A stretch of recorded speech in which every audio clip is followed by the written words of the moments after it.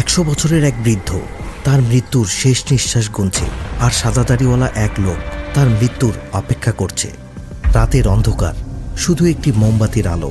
আর যেই না তিনি মারা গেলেন, সাদা দাড়িওয়ালা লোকটি সাথে সাথে তার শরীরের মাঝখান থেকে কেটে ভিতরের অঙ্গ প্রত্যঙ্গগুলো বের করে উল্টো অক্ষরের 30 পাতার একটি নোটস বানাতে শুরু করে। এই মানুষটি ছিলেন লিওনার্দো দা ভিঞ্চি, ইতিহাসের সবচেয়ে অভিশাপগ্রস্ত জিনিয়াস, যার সামনে নিউটন, আইনস্টাইন বা টেসলার মতো মহান বিজ্ঞানীরাও কেবল হাততালি দেওয়ার দর্শক মনে হতো। লিওনার্দো দা ভিঞ্চির প্রসঙ্গ উঠলেই চোখের সামনে ভেসে ওঠে মোনালিসা কিংবা দ্য লাস্ট সাফারের দৃশ্য।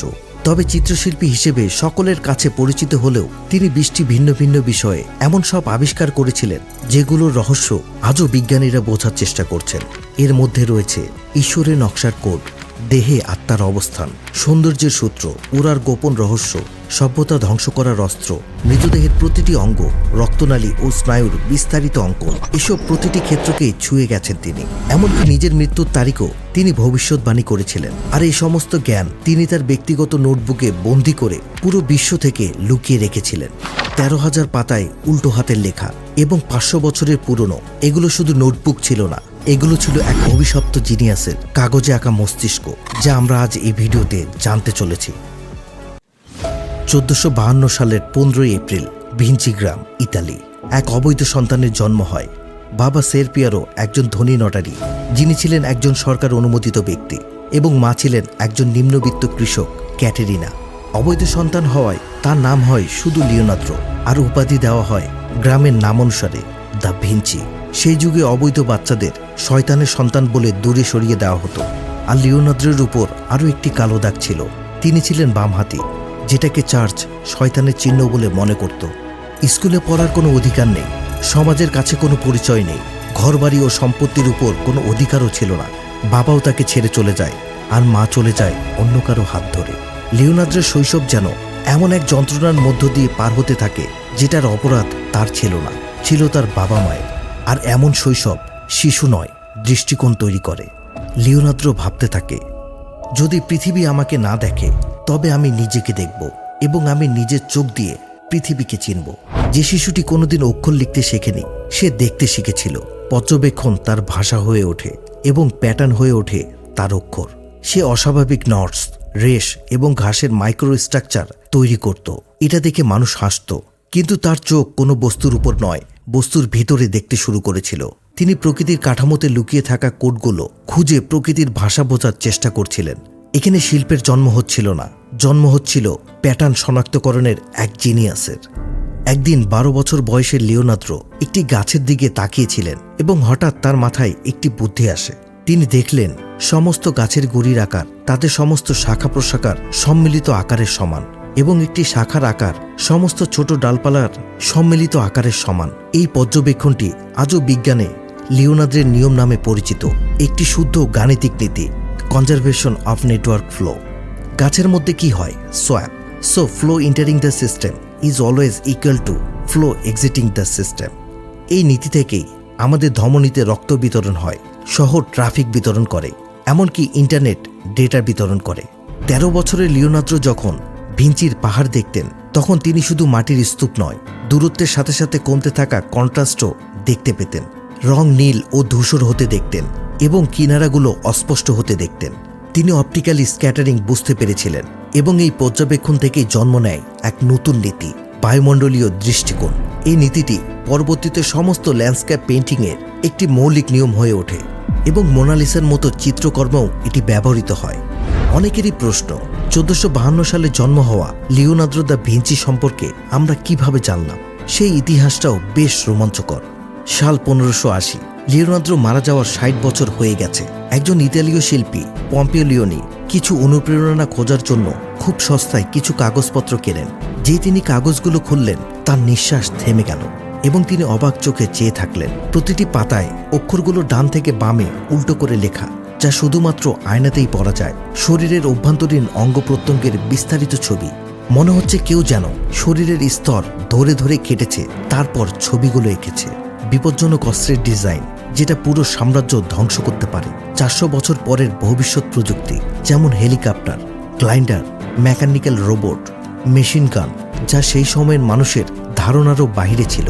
অদ্ভুত ভবিষ্যৎবাণী, গাণিতিক সূত্র যেটা অজানা এক ভাষায় লেখা হয়েছিল।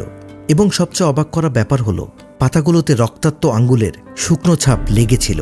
দেখে মনে হচ্ছিল কেউ যেন পচা মাংস স্পর্শ করে লেখা শুরু করেছে। লিওনির সাথে সাথে এই 2500 পাতাকে দুটি বড় বড় খণ্ডে সাজালেন।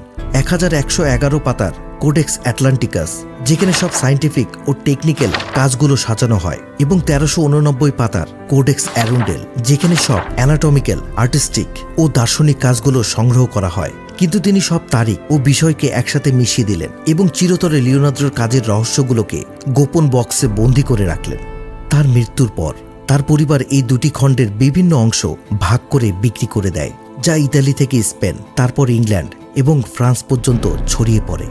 300 বছর পর 1800 সালের দিকে রেনেসাঁস পণ্ডিতদের নজর এই বইগুলোর রহস্যময় গভীরতার দিকে যায় এবং কিছু অদ্ভুত প্যাটার্ন তাদের চোখে পড়ে। প্রথম প্যাটার্ন, অ্যানাটমিক্যাল ড্রয়িংয়ে এমন নোট ছিল যা চার্চ এবং বাইবেলের বিরুদ্ধে যাচ্ছিল। নতুন জন্ম নেওয়া শিশুর গর্ভে থাকার ছবি, হৃদস্পন্দনের ছবি, শরীরে রক্তের সঞ্চালন, এরকম আরও অনেক আঁকা ছবি ছিল। দ্বিতীয় প্যাটার্ন, এই অঙ্কনগুলোতে অস্ত্রের ডিজাইনগুলি ইচ্ছাকৃতভাবে ভুল তৈরি করা হয়েছিল।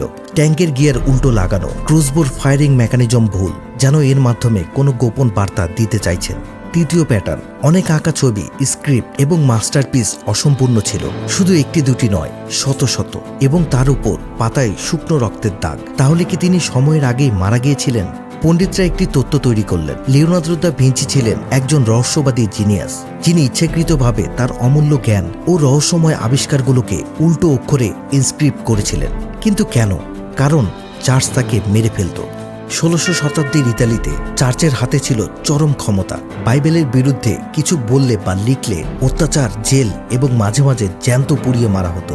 1600 সালে জিওনার্দো ব্রুনোকে পুড়িয়ে মারা হয়েছিল, কারণ তিনি বলেছিলেন সূর্য সৌরজগতের কেন্দ্রে অবস্থান করে, পৃথিবী নয়। 1633 সালে গ্যালিলিওকেও জেলে বন্দী করা হয়েছিল। লিওনার্দো জানতেন যে মানবদেহ নিয়ে তার আবিষ্কার পৃথিবী সূর্যের চারিদিকে ঘোরার প্রমাণ।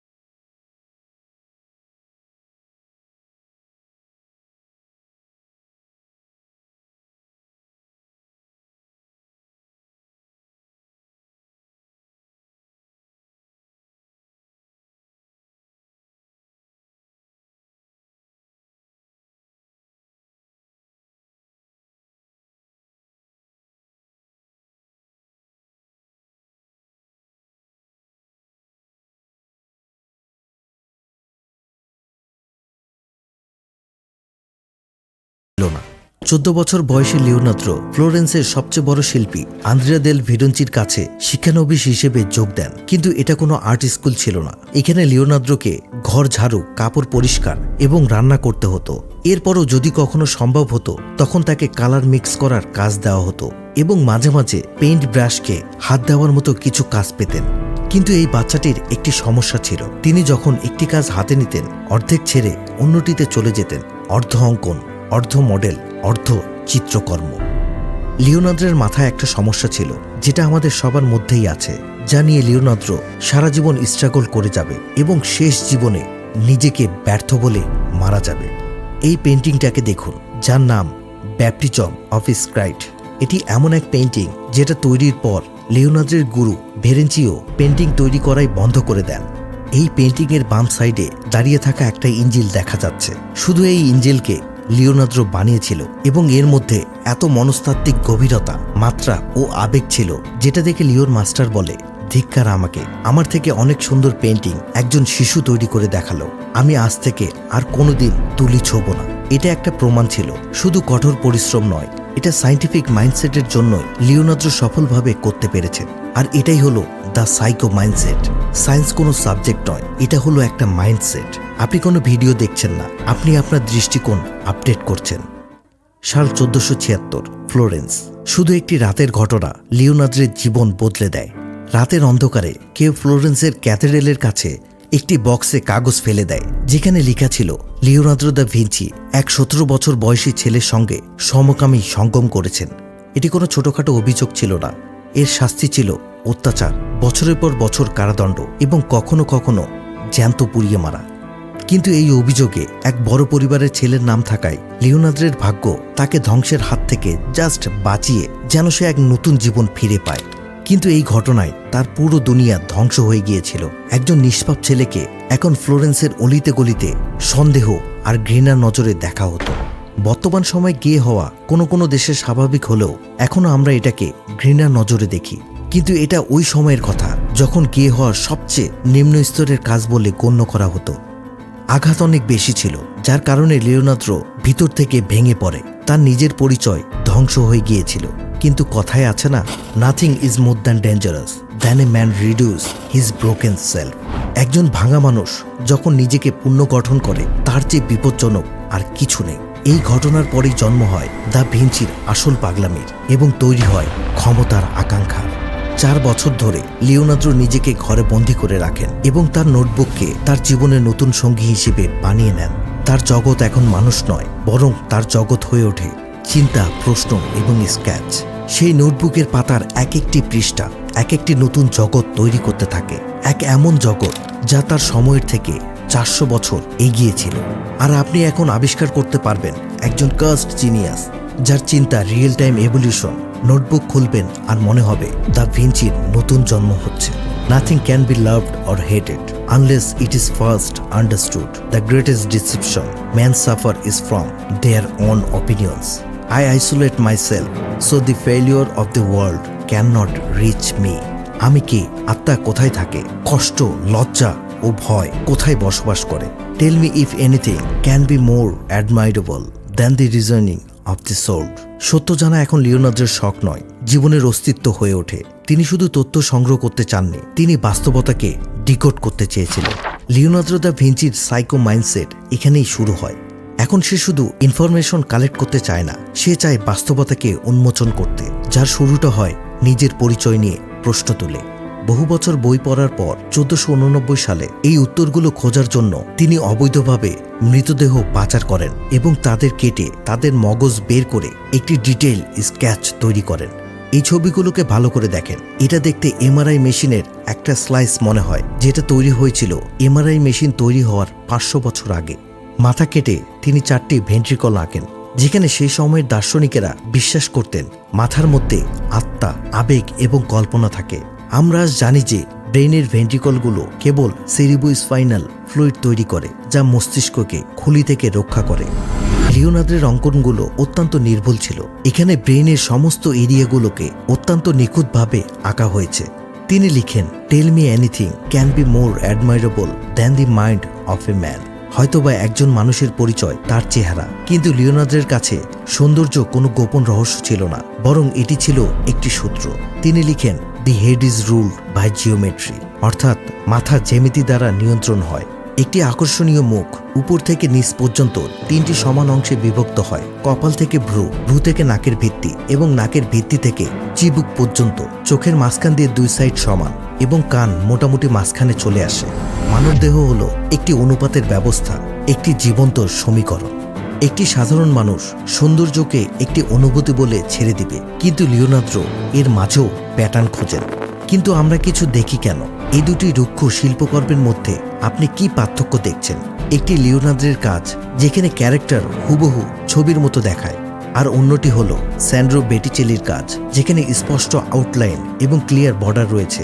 লিওনার্দো আলোর আসল নেচার বুঝতে পেরেছিলেন। আলো কখনো রুক্ষ কিনারা তৈরি করে না, বরং উৎস থেকে দূরত্বের ভিত্তিতে উজ্জ্বল থেকে ছায়া পর্যন্ত একটি